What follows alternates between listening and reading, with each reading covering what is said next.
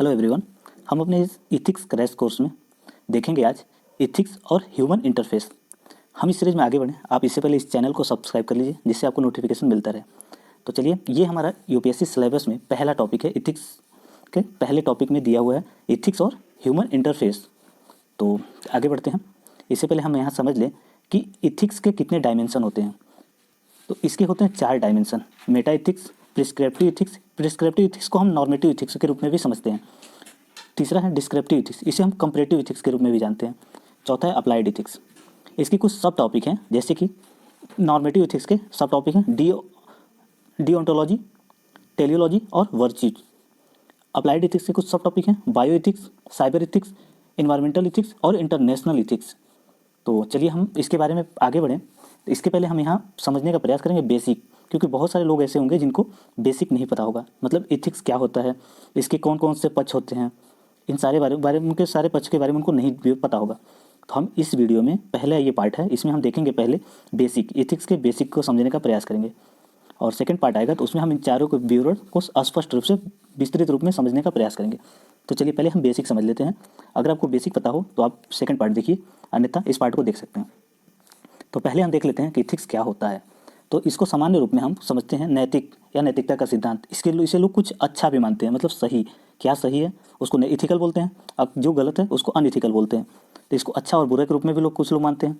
ये हमारे सामान्य जीवन में निर्णय लेने में सहायता करता है। जैसे कि आप कहीं जा रहे हैं तो एक्सीडेंट किसी का हुआ हो, आपको जाना आपके जगह पर पहुंचना ज़्यादा जरूरी है या फिर उसको बचाना ज़्यादा जरूरी है। तो ऐसे बीच में द्वंद्व की स्थिति में निर्णय लेने में सहायता करता है कि क्या हमारे लिए ज़्यादा जरूरी है, क्या करना गलत है, क्या करना सही है। जैसे कि चोरी करना गलत है या सही है, ये परिस्थितियों पर डिपेंड करता है। ऐसी स्थिति में निर्णय लेने में इथिक्स ज़्यादा हेल्पफुल होता है। तो ये क्या करता है, नेतृत्व करता है, मतलब लीडरशिप के रूप में काम करता है। जैसे कि बताता है कि हमें क्या इस समय करना चाहिए। जैसे कि कोई बुजुर्ग आदमी अगर रोड क्रॉस करता हो तो सामान्यतः आप देखते होंगे आपके दिल के अंदर से आवाज़ आती होगी कि इसका हेल्प करना चाहिए रोड क्रॉस करने में। ये कहाँ से आता है? क्योंकि ये आपके इथिकल स्टैंडर्ड के थ्रू पता चलता है कि इसकी सहायता करनी चाहिए, न कि आप इसको प्रैक्टिकल लाइफ में नहीं करते हैं। ये सामान्यतः सबके स्वभाव में हो जाता है धीरे धीरे देखते देखते। तो इसका आप देखेंगे तो ये होता है परिवार के द्वारा, दोस्तों के द्वारा या फिर विद्यालय में धीरे धीरे हम देखते देखते सीख लेते हैं। हम भी, हमारे अंदर भी ये गुण विकसित हो जाते हैं। तो इथिक्स क्या है? ये एक ऐसा सैद्धांतिक विचार है जो निर्णय लेने में सहायता करता है, नेतृत्व प्रदान करता है और हम समाज के लिए अच्छा काम करते हैं, या फिर समाज एक दूसरे के लिए, एक व्यक्ति दूसरे व्यक्ति के लिए अच्छा काम करता है, अच्छा निर्णय लेता है, अच्छे तरह से व्यवहार रखता है, अच्छे नज़रिए होते हैं। अब देखें अगर हम तो इथिक्स का इसका विकास कहाँ हुआ था? तो ये एक ग्रीक शब्द है, इथोस से विकसित हुआ है इथिक्स। ग्रीक शब्द इथोस से विकसित हुआ इथिक्स। तो इसका अर्थ होता है रिवाज, आदर, चरित्र, स्वभाव। मतलब ये है कि कोई व्यक्ति बड़े बड़े अपने से बड़ों का पैर छूता है, ये क्या हुआ? उसका आदर करता है अपने से बड़े आदमी का। उसका चरित्र है, स्वभाव है कि वो अपने से बड़ों का आदर करता है। ऐसे हम यहाँ समझ सकते हैं उसका स्वभाव, आदर, चरित्र। या फिर कुछ समुदाय में रिवाज होता है कि अपने से बड़ों का पैर छूना, दंडवत प्रणाम करना, ये सारे कुछ समधर्म में रिवाज होता है। आप देखे होंगे मंदिरों में या फिर मस्जिदों में, गुरुद्वारों में जा करके लोग पैर छूते हैं या फिर नतमस्तक होकर के वो क्या करते, पूजा करते हैं। तो ये सारी चीज़ें होती हैं। तो इसका संबंध, इथोस का संबंध रिवाज, आदर, चरित्र, स्वभाव से है। तो इसको आपने यहाँ पे हमें उम्मीद है कि समझ लिया होगा। ये और भी सहायता करता है, जैसे कि हमने पहले बताया कि ये दुविधा की स्थिति में सहायता करता है कि हमें क्या करना चाहिए, जीवन के लिए क्या अच्छा है, हमारे अधिकारों और जिम्मेदारियाँ क्या है, हम सही क्या है, गलत क्या है, ये सारे निर्णय लेने में, अच्छा बुरा, ये सारे निर्णय लेने में सहायता करता है इथिक्स। तो हमने यहाँ समझ लिया कि इथिक्स का उद्देश्य क्या होता है, ये काम कैसे करता है, क्यों आवश्यक है। तो उम्मीद है आपको ये टॉपिक समझ में आया होगा। अब अगला देखते हैं कि नैतिक विचारधाराएं जो लोगों पर निष्पक्ष रूप से लागू होती हैं, वो कौन कौन सी विचारधाराएं हैं जो लोगों पे, सभी लोगों पे निष्पक्ष रूप से लागू होती हैं। तो देखिए, करुणा होता है मतलब दूसरे के किसी के दर्द को देख करके हमें भी दर्द महसूस हो। जैसे कि किसी का डेथ हो गया हो, वहाँ पे लोग रो रहे हों, उसको देख करके हमें भी तकलीफ हो, तो उसको कहते हैं करुणा। ये सभी लोगों पे लागू होता है, चाहे दुनिया का कोई भी देश हो। अगर कोई व्यक्ति तकलीफ में हो तो दूसरे व्यक्ति को देख करके तकलीफ होता है। तो करुणा ये सभी लोगों पे लागू होता है। दूसरा देखा जाए तो गैर भ्रष्टाचार, ये सबसे ये उम्मीद की जाती है कि वो भ्रष्टाचारी चरित्र का ना हो, अपने कर्तव्यों के वहन के लिए पैसे ना ले, अपने कर्तव्यों का निष्पक्ष रूप से वहन करे। तो ये सब पे लागू होता है। दूसरों पर कष्ट न देने से बचें, मतलब एक व्यक्ति का ये कर्तव्य है कि वो दूसरे को कष्ट न दे, और उसको अगर कष्ट हो रहा है किसी से तो वो कष्ट के लिए अपनी तरफ से कोई हस्तक्षेप करे। अर्थात आपको कोई पीट रहा हो तो आप बचाव के लिए कार्य करें, या फिर किसी को कोई और मार रहा हो तो वहाँ पे आप भी बचाव के लिए काम करें। तो दूसरों को कष्ट और कष्ट न दें, कष्ट देने से बचे भी, और कष्ट हो रहा हो किसी को तो उस कष्ट से बचाने का भी प्रयास करें। उपकार मतलब ये हुआ कि उपकार का अर्थ ये है कि कोई गरीब है, भूखा है, तो उसको सहायता करें।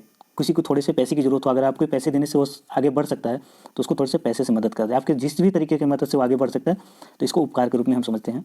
जैसे कि आज के समय में उपकार को मंदिर में दिए जाने वाले दान पेटी के रूप में समझने लगे हैं लोग, जो कि गलत है। ये उपकार नहीं है। उपकार का मतलब ये होता है कि किसी मजबूर आदमी को आप पैसे दीजिए या फिर किसी भी तरीके का आप सहायता कर सकते हैं। अगर किसी कोई गरीब है, उसके पास पैसे नहीं है और आप उसको जहाँ जाना है आप उधर ही जा रहे हैं, तो आप उसको बिठा के अपने साथ लेके जाइए, वो भी एक तरह का उपकार ही है। या फिर किसी मजबूर आदमी के लिए कुछ अन्य तरह का सहायता कर दीजिए।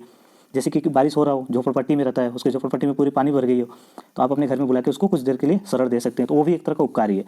इसको हम उपकार समझते हैं, न कि दान देना उपकार। दान देना उपकार नहीं हो सकता है। अगर तीसरा देखें तो ये होता है दूसरों की पीड़ा को रोकना और उन्हें कम करना। जैसे कि हमने पहले में देखा कि किसी को कष्ट न देना और उसको कष्ट हो रहा है तो उसको बचाना, तो उसी चीज़ को यहाँ पे दूसरे अगले में एक्सप्लेन कर दिया है, पीड़ा को रोकना या उसे कम करना। जैसे कि कोई भूख से तड़प तड़प के मरने वाली स्थिति में हो तो उसको थोड़ा सा कुछ खिला दीजिए ताकि वो जी सके, अपने बल पे फिर पैसे कमा के अपना जीवन निर्वाह कर सके। मतलब पुश कर दीजिए थोड़ा सा ताकि उसका जीवन आगे गतिशील हो सके।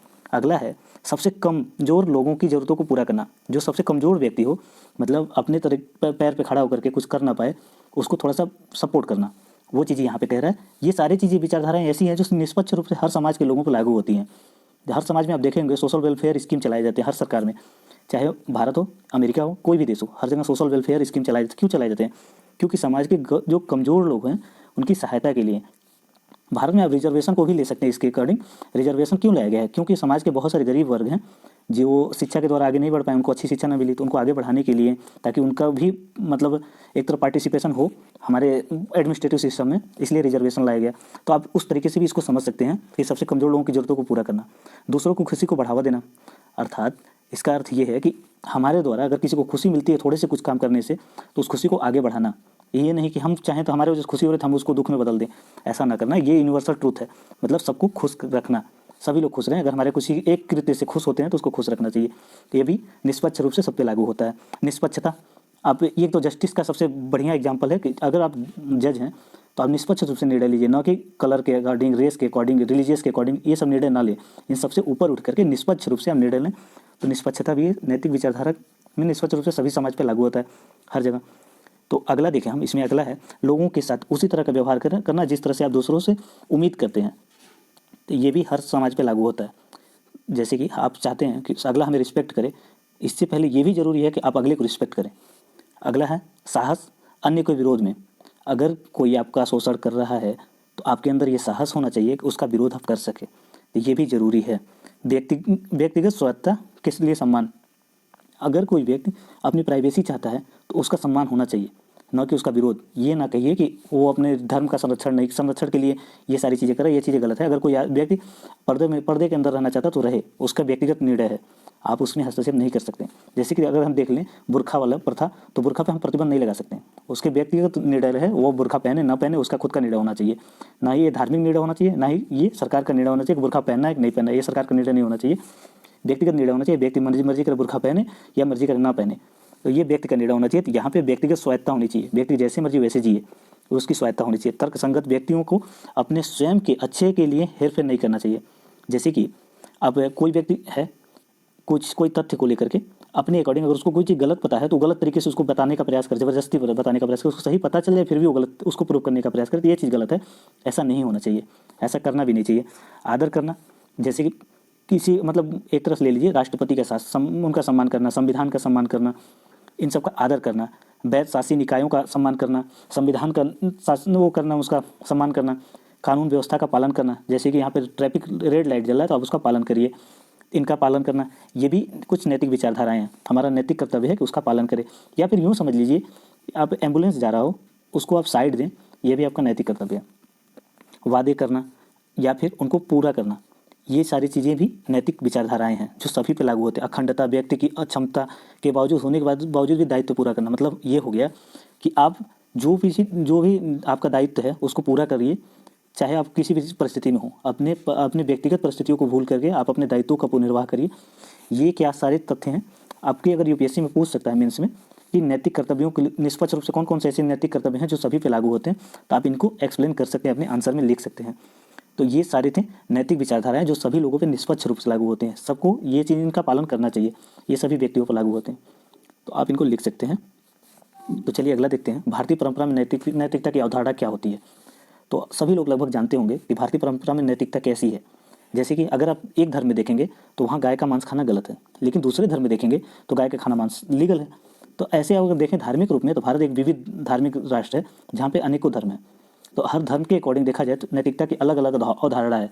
जैसे कि एक धर्म में मांस खाना पाप है, तो दूसरे धर्म में एक कल्चर है, यूँ कहने तो यही वहीं दूसरे धर्म में दान देना पाप है, तो दूसरे धर्म एक धर्म ऐसा है भी है जहाँ पे दान लेना भी पुण्य है, मतलब दान देंगे तो आप स्वर्ग में जाएंगे, ऐसी कुछ विचारधाराएं हैं। तो देखा जाए तो भारतीय परंपरा में नैतिकता के अलग अलग स्वरूप देखने के लिए मिलते हैं। जैसे कि आप हमारे समाज में कुछ में देखेंगे, ट्रिपल तलाक को सिंपल एग्जांपल ले लीजिए। ट्रिपल तलाक को हम गलत मानते हैं। अगर हम ट्रिपल तलाक को गलत मानते हैं तो तलाक न देना भी तो एक तरह का गलत है, अपराध। हमारे हिंदू धर्म में तो तलाक देने में ही लोग हिचकिचाते हैं, ये चीज़ें गलत हैं। आप इससे समझ सकते हैं इस चीज़ को। तो चलिए इसको समझ लेते हैं हम। देखिए नैतिकता का मतलब सिंपल सा भारतीय परिप्रेक्ष्य में है तो धर्म का अर्थ है, जो कि ध्रुव से उत्पन्न हुआ है। मतलब ध्रुव का स्थिति और विकास के लिए मानव समाज को एक साथ रखना।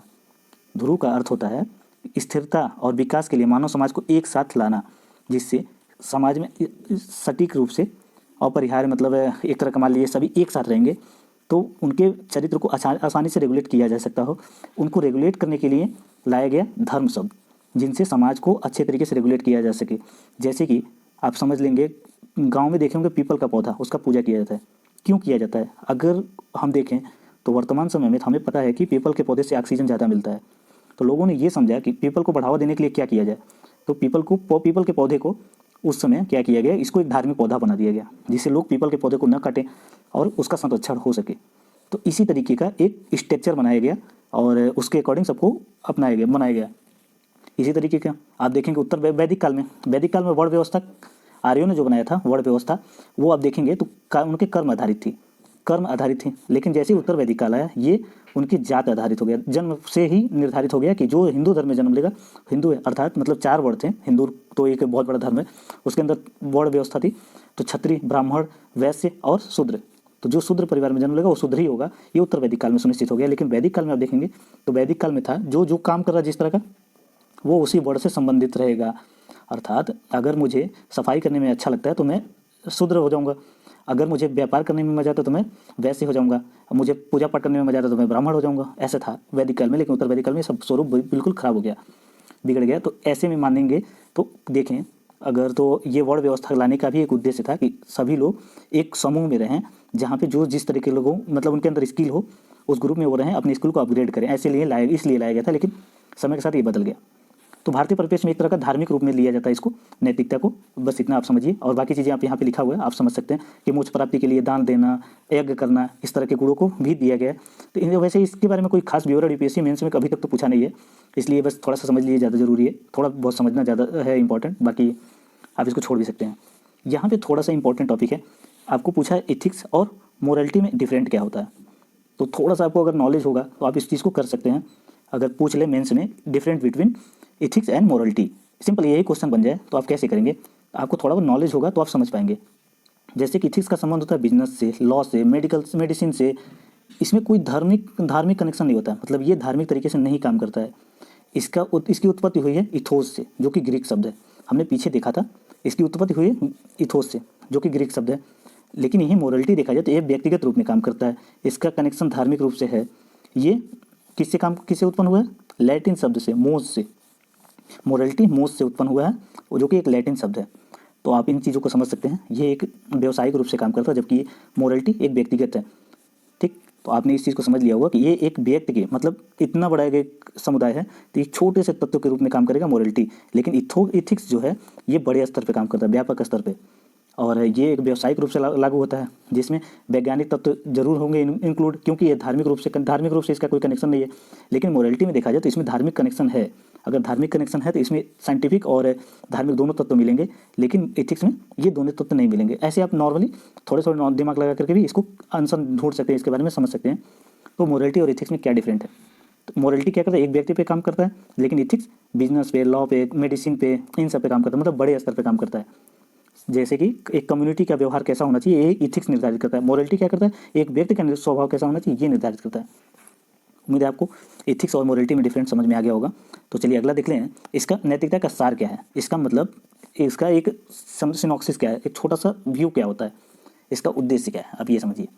एथिक्स ये कहता है कि मानव का आचरण कैसा हो, ठीक, उससे अच्छे और बुरे की चिंतन समझ हो, मानव को ये समझ में आए कि उसका व्यवहार कैसा हो। एथिक्स ये निर्धारित करता है कि उसका व्यवहार कैसा हो, उसे अच्छे और बुरे की चिंतन समझ हो।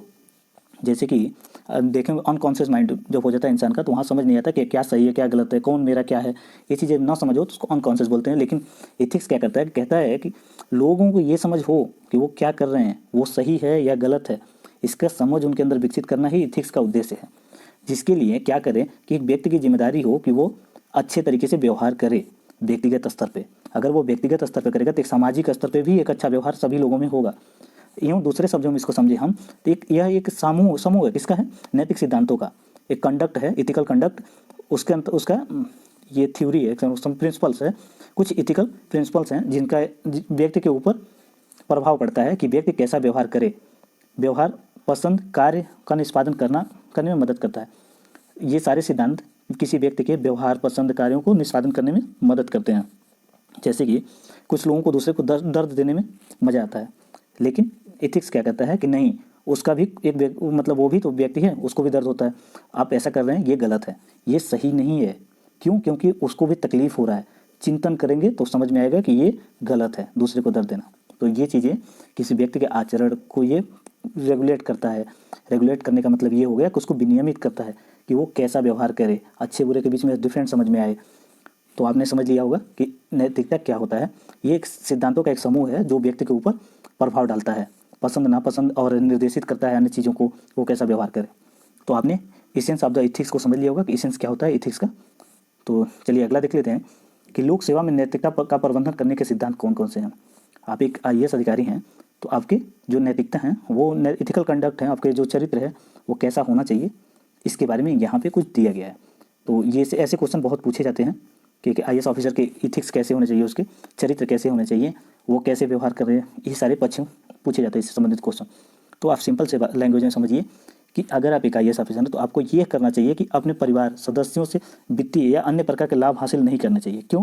क्योंकि अगर आप उनसे पैसे लेंगे और फिर वो वापस तो आपके पास आएंगे तो होता क्या है कि आप दबाव में रहेंगे। क्यों? क्योंकि आपने उनसे आर्थिक लाभ लिया है। तो एक लोक सेवक को का ये कर्तव्य होना चाहिए कि वो आर्थिक लाभ न ले। किन से? परिवार से, दोस्त से या अन्य किसी से।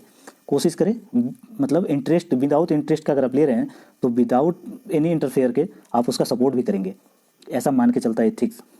अगर आप लोन लेकर के इंटरेस्ट पे कर रहे हैं तो आप उसके निष्पक्ष होकर के आप निर्णय ले पाएंगे। लेकिन अगर फ्री में आपने वैसे ले लिया है तो एक तरह को उसको समझ सकते हैं करप्शन कह लीजिए। तो ये चीज़ हो गया। वित्तीय अन्य दायित्वों की तरह मतलब जगह ना दें अपनी लाइफ में जिससे आप स्वतंत्र रूप से निर्णय ले सकें।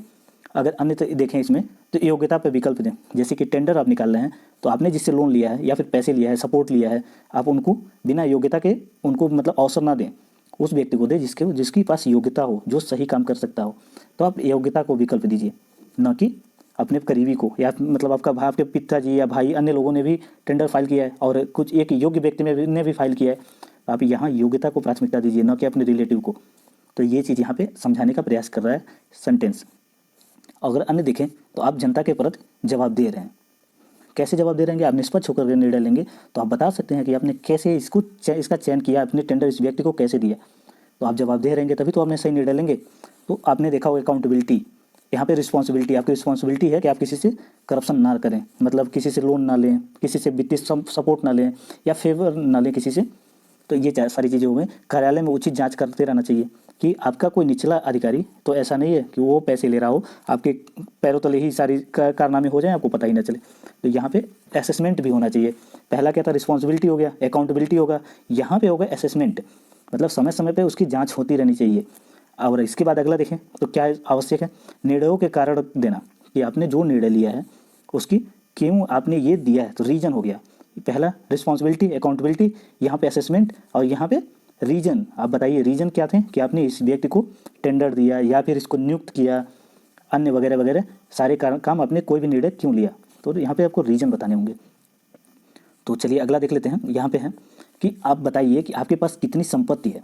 आप अपने निजी हितों का घोषणा करिए। आप बताइए कि आपके रिलेटिव कौन है, आपके रिश्तेदार कौन कौन से लोग हैं। इससे आपको ये होता है कि गवर्नमेंट कभी जांच करना चाहे तो उनके विवरण निकाल ले, ताकि इन लोगों ने कितने टेंडर प्राप्त किए हैं, कितने मतलब इनके कितने आपके घनिष्ठ संबंध हैं, इनकी प्रॉपर्टी कितनी इंक्रीज हो रही है धीरे धीरे, तो इन सारे पक्षों को प्राप्त कर सके।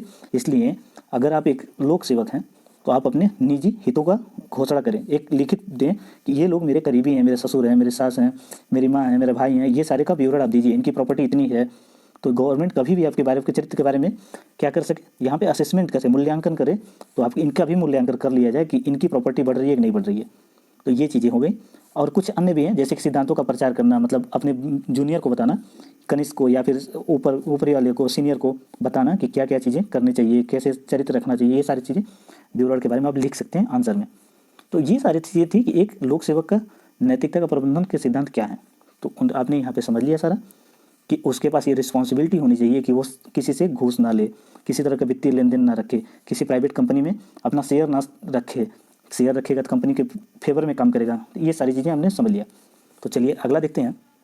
अगला हम यहाँ समझेंगे कि नैतिकता और मूल्य क्या होते हैं। तो नैतिकता तो हमने समझ लिया, अब मूल्य देख लेते हैं क्या होता है मूल्य, वैल्यू सिस्टम क्या होता है। तो वैल्यू को अगर आपको ज़्यादा विस्तृत रूप में समझना हो तो आप पिछला वीडियो देख सकते हैं। तो हम यहाँ दोनों में बस थोड़ा सा अंतर समझ लेंगे, क्योंकि हमने ये दोनों टॉपिक समझ रखा है। पिछले वीडियो में हमने मूल्य के बारे में एक्सप्लेन कर दिया और नैतिकता तो अभी हमने जस्ट ही इसके पिछले टॉपिक स्लाइड में ही समझा है कि नैतिकता क्या होती है। तो आप यहाँ समझते हैं कार्यों के मध्य दर्शाया जाता है।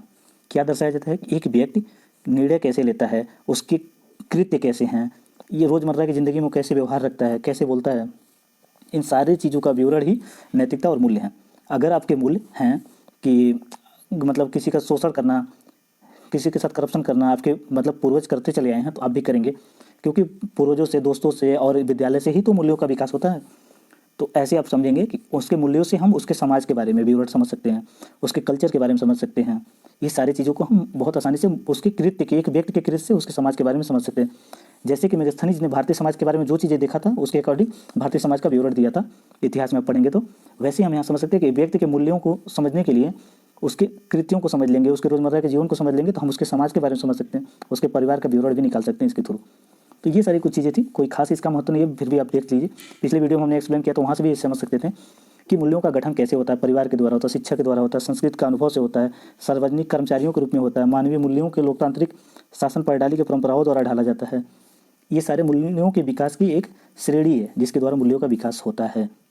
जैसे कि अगर आपके घर में लोकतांत्रिक प्रक्रिया काम करती है, मतलब कोई भी निर्णय लेने से पहले ऐसा नहीं कि केवल पुरुष ही निर्णय ले लेते हैं, महिलाओं का भी उसमें योगदान रहता है, तो आपके भी जो निर्णय होंगे उसमें एक लोकतांत्रिक प्रक्रिया पूर्णतः झलकेगी। जैसे कि आप कोई चीज़ नई चीज़ लेने जाएंगे तो वहाँ पे आप अन्य लोगों से भी डिस्कस करेंगे, लेकिन अगर आपके तानाशाही वाली प्रवृत्ति है आपके फैमिली में तो आप तुरंत जाकर निर्णय ले लेंगे। तो ऐसे देखने के लिए मिलेगा। तो आपकी ये मूल्यों का विकास परिवार, समाज, संगठन या फिर हित, दोस्त, अन्य से भी विकसित होता है। तो चलिए हम आज के लिए बस इतना ही। यहाँ पे एक टॉपिक और हमारा है, इसको भी देख लेते हैं। नैतिक मूल्यों का महत्व क्या है, नैतिकता का महत्व क्या है, इंपॉर्टेंस ऑफ एथिक्स, ये भी हमारे टॉपिक में दिया हुआ है। नैतिकता का महत्व क्या है, तो हम इसको भी थोड़ा सा डिस्कस कर लेते हैं। नैतिक मानदंडों का पालन करना महत्वपूर्ण है। क्यों? क्योंकि सत्यनिष्ठा, इंटीग्रिटी, अगर आप नैतिक मूल्यों का पालन नहीं करते हैं तो इस बात की पूरी संभावना है कि लोग आपकी बातों पर विश्वास नहीं करेंगे। आप कुछ भी लेने जाएंगे, हो सकता हो आपको ना मिले। क्यों? क्योंकि ये सब आपको झूठा समझेंगे। तो आप सत्यनिष्ठा आपके अंदर होनी चाहिए, जो चीज़ आप बोल रहे हैं वो चीज़ करे भी। आप कह रहे हैं कि करप्शन गलत है, तो आप खुद भी तो करप्शन ना करिए, तब तो माना जाएगा कि करप्शन सही है, मतलब गलत है। तो इंटीग्रिटी, जो आप कह रहे हैं वो करिए। तो इंटीग्रिटी होनी चाहिए, सत्यनिष्ठा, जो आप बोल रहे हैं वो चीज़ें करेंगे तो आपके अंदर इंटीग्रिटी होगी, लोग आप पे विश्वास करेंगे, सम्मान और मान्यता मिलेगी। मतलब लोग ऐसा कहेंगे कि सर जो बोलते हैं वो करते भी हैं, तो आपके सम्मान होगा, लोग आपको प्रतिष्ठा भी करेंगे, सम्मानित करेंगे। आप जाएंगे मार्केट में, हो सकता हो कि आपको लाइन ना लगाना पड़े, आपको दुकानदार डायरेक्ट दे दे। क्यों? क्योंकि आपके अंदर इंटीग्रिटी है, आपको सम्मान करते हैं लोग। ये सारे लाइन वाले आप विरोध भी नहीं करेंगे इस चीज़ का, आपको तुरंत चीज़ें मिल जाएंगी आसानी से। तर्कसंगत आप चीज़ें रखते हैं, मतलब कुछ लोग ये कह रहे हैं कि आप हिंदू हैं इसलिए मस्जिद में नहीं जा सकते, आप गुरुद्वारे में नहीं जा सकते, तो आप तर्क के साथ बताएं कि भगवान किसी एक के नहीं हो सकते, किसी धर्म के नहीं हैं, भगवान सबके हैं, हम भी जाएंगे, सभी जाएंगे। अब इस तरह की बातें करेंगे, तर्क के साथ विवरण देंगे, अपना जो स्पष्टीकरण देंगे, तो लोग आप पे ट्रस्ट करेंगे। ट्रस्ट करेंगे तो आप पे किसी तरह का हस्तक्षेप नहीं होगा, आप आज़ाद रूप से, स्वतंत्र रूप से कहीं भी जा सकते हैं, किसी भी तरीके का, किसी भी मतलब डिस्कशन में, पार्टी में आप पार्टिसिपेट कर लेंगे, आपको कोई भी नहीं रोकेगा। आप हो सकता हो तो आपको इन्वाइट भी किया जाए, तो आपको फ्रीडम मिलेगा। फ्रीडम मतलब यूँ समझ लीजिए कि आप कहीं भी घूमेंगे तो आपको उसका घूमने का गलत निर्णय मतलब निष्कर्ष नहीं निकाला जाएगा। समाज के प्रति उत्तरदायी भी आप रहेंगे कि आपका एक कर्तव्य है कि अगर कोई आदमी गलत मैसेज फैला रहा हो, जैसे कि अभी केरला में कुछ लोगों ने गलत मैसेज फैला दिया है कि बच्चों की चोरी करने के लिए किडनैपर घूम रहे हैं साल ओढ़ करके। तो कुछ लोग, कुछ गरीब बच्चे आदमी थे, वो मंदिर में घुस गया और उसकी हत्या कर दी गई। तो आप ऐसे मैसेज देखेंगे तो आप बताएंगे कि ये चीज़ें गलत है, तो आपका समाज के प्रति दायित्व भी बढ़ जाएगा। तो ये नैतिकता के कुछ महत्व थे। तो आज के लिए बस इतना ही। ये सीरीज़ देखने के लिए धन्यवाद। अगर आपको पसंद आया हो तो लाइक कर दीजिए, अदरवाइज अनलाइक कर सकते हैं, मतलब डिसलाइक कर सकते हैं अगर आपको पसंद ना आया हो तो। चलिए, थैंक यू।